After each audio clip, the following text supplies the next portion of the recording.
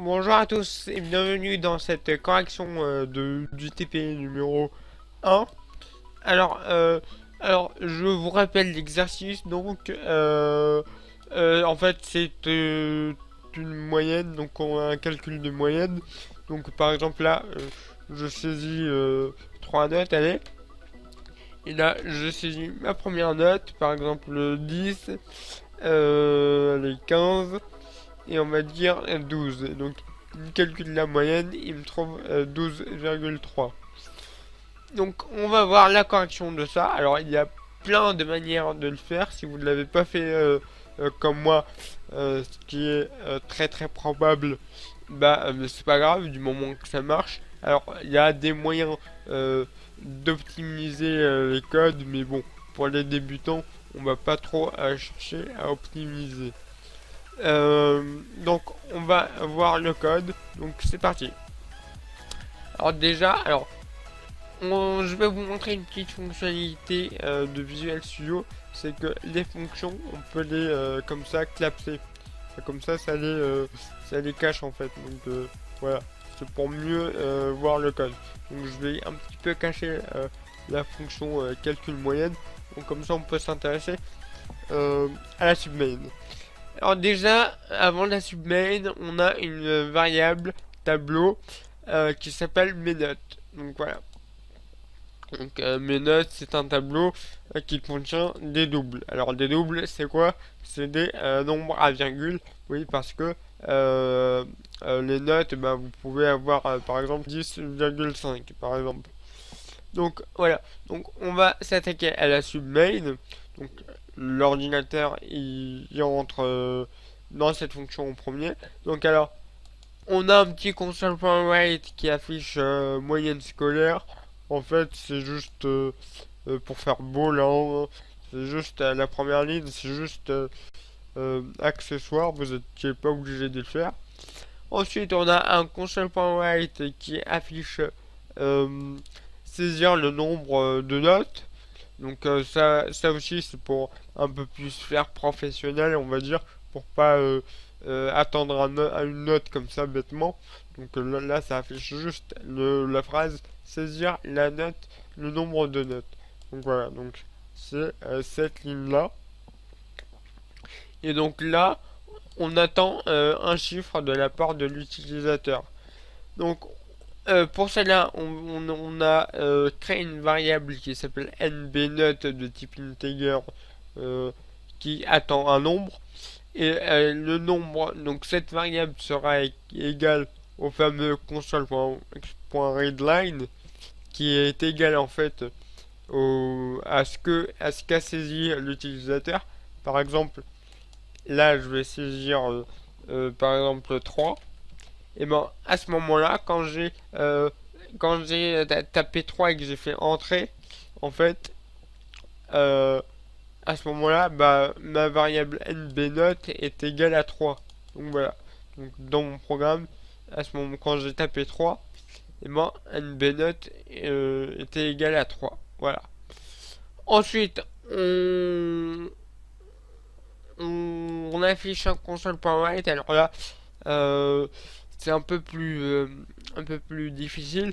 Donc, un console.write, on affiche votre moyenne et on affiche donc votre moyenne et suivi du résultat de ma fonction calcul nbNote. Alors, sauf que là, là, c'est un peu plus compliqué. En fait, il va pas m'afficher tout de suite ça, puisque regardez, normalement, il m'affiche, vous êtes bien d'accord, il m'affiche un truc après avoir saisi le nombre de notes. Sauf que quand moi je saisis le nombre de notes, hop, il m'affiche pas votre moyenne et, mais par contre, il m'affiche saisir la note numéro 1. Pourquoi? Parce qu'en fait, là, on appelle euh, dans la fonction console.writeLine, on appelle une autre fonction ici, c'est-à-dire qu'on essaye d'afficher le résultat de la fonction calcul moyenne. Voilà. Donc il va faire une pause dans le code, il va aller dans la fonction calcul moyenne, qui est déjà prend un paramètre, donc qui est le nombre de notes. Donc là, on appelle la fonction avec le nombre de notes, qui est la variable qu'on a mis ici. Donc maintenant notre paramètre est égal au nombre de notes. Et ensuite, qu'est-ce qu'on fait? On a notre variable tableau, je le rappelle, qui est ici. On va redimensionner notre variable tableau. Alors, allez regarder l'épisode sur les variables tableau si c'est nécessaire. Donc, on redimensionne notre variable tableau. Donc, la taille de cette variable tableau sera égal au nombre de notes. Donc voilà.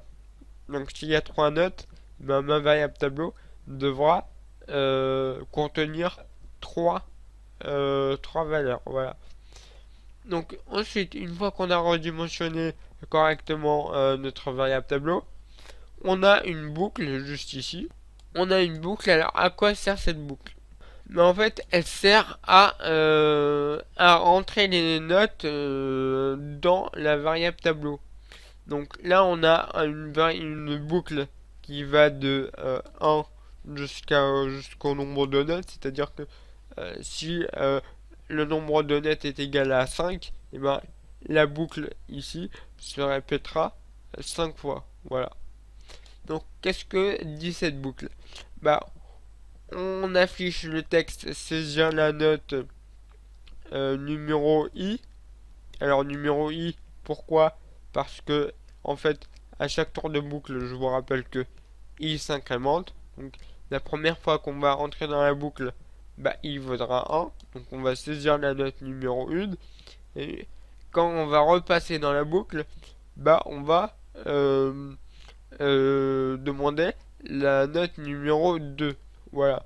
Donc là, on écrit saisir la note numéro i. Voilà. Donc, on va faire un exemple. Donc voilà. Hop. Donc saisir la note numéro 1.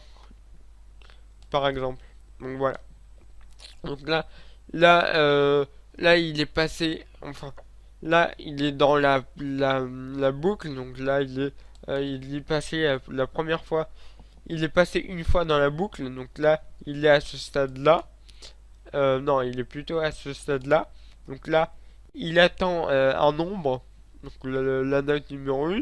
Et on dit que donc là, on a un console.read. Donc il attend un nombre. Donc la note numéro 1. Et où va-t-on stocker cette note-là? Et ben, dans mes notes et dans l'index i. Donc là, pour l'instant, i vaut 1. Alors, on va mettre la note dans l'index 1. Alors, d'ailleurs, ici, j'ai fait peut-être une petite bêtise, parce que sachant que les variables tableau commencent avec l'index 0, en fait, c'est pas très bien. Donc, ce que j'aurais dû faire ici, c'est j'aurais dû mettre i-1. Voilà. Pour prendre en compte le 0. Bon, ça, c'est pas grave. L'index 1 de mes notes sera égal à ce que je vais écrire. Et donc, ici, quand je vais écrire un nombre, par exemple, je vais mettre, allez, je vais mettre 15. Voilà.